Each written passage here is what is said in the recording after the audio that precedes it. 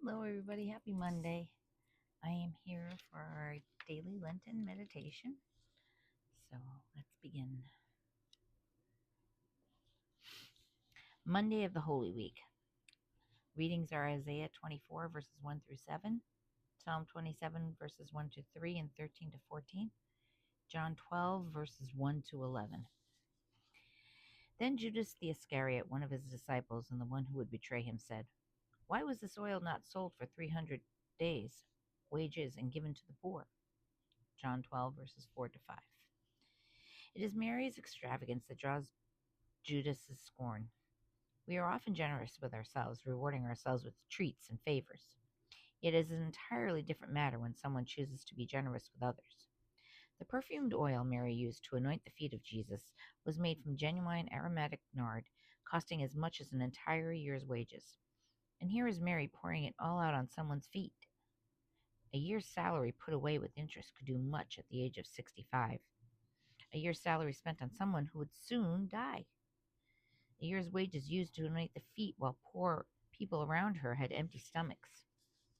Mary's generosity cannot be understood apart from her deep love. Love gives, self takes. In my 47 years as a pastor, I've witnessed countless examples of giving and taking, enough to fill an encyclopedia. Here's a true story.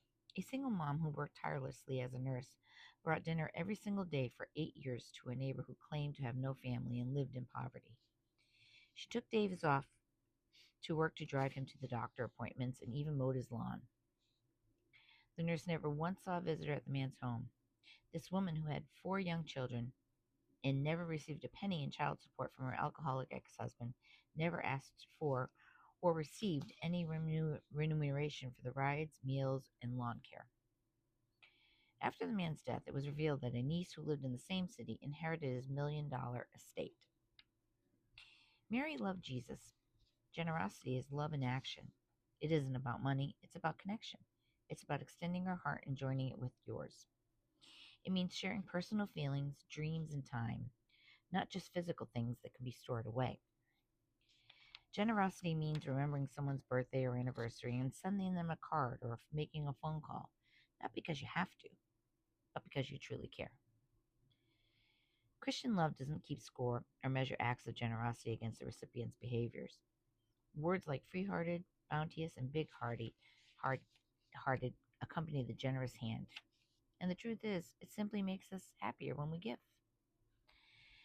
Returning to the story of the nurse, after the neighbor's death and the reading of his will, I asked her if she felt bitter about the fact that the old man had misrepresented his situation and taken advantage of her kindness. Not at all, she replied. She pointed to God's blessing, her Catholic faith, healthy kids, a good job, and her own large, loving family.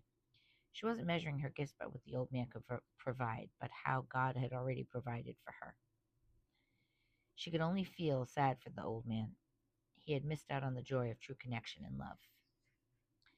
Viktor E. Frankl once said, "The more one forges himself by forgiving himself to a cause to serve or to love another, the more human he is."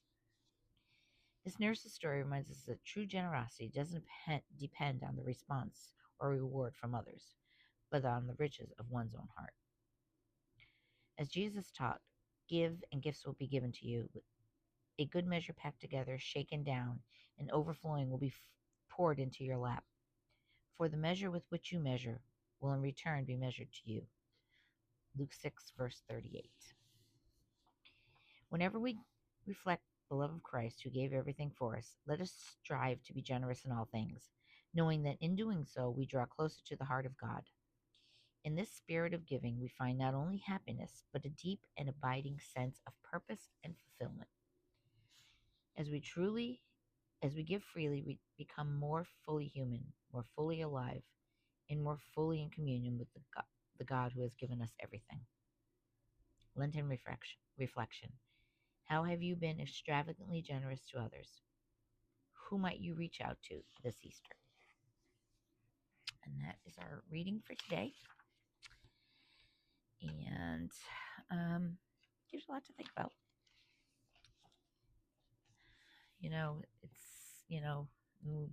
We as they say, it is better to give than to receive, and I think that's true. You know, when I do things, if I do something for you, it's because I want to, not because I'm expecting something in return. Um,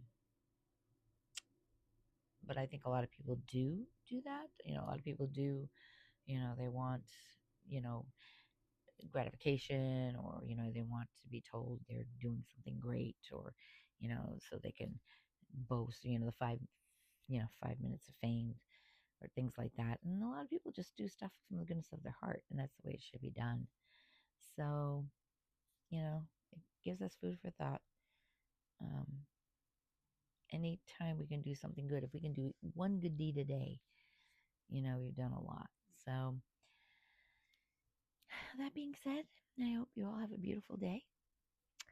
We're getting closer to Easter. We're in Holy Week. Lots going on. So be good to each other. Be good to yourselves. God bless you all. Have a great